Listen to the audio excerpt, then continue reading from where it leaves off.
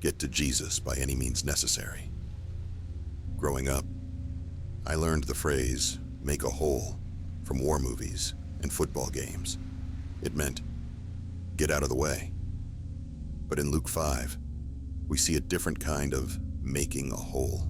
It's the story of a paralyzed man and his determined friends who lowered him through a roof to get him to Jesus. In Luke chapter 5, verses 18 through 20, it reads, "Some men came carrying a paralyzed man on a sleeping mat.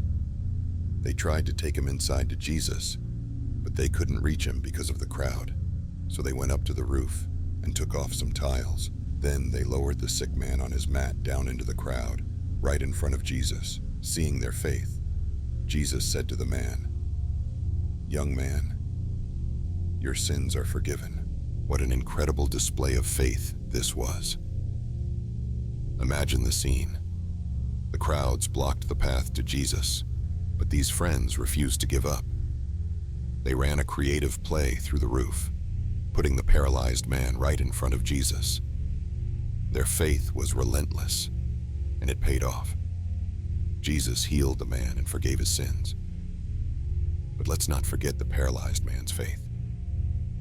He didn't resist. He believed. When Jesus told him to pick up his mat and go home, he obeyed immediately. He jumped up because he believed he could. Are there obstacles blocking your path to Jesus? Maybe it's a busy schedule, exhaustion, or is there some sin you're involved in that is weighing you down? Whatever it is, cry out, make a hole, run toward Jesus, the source of your healing.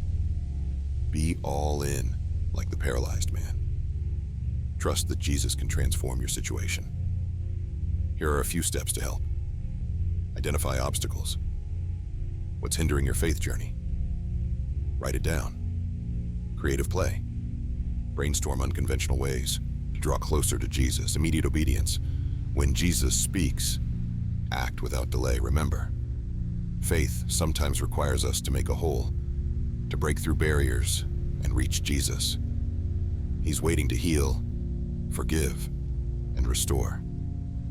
Will you run toward him today?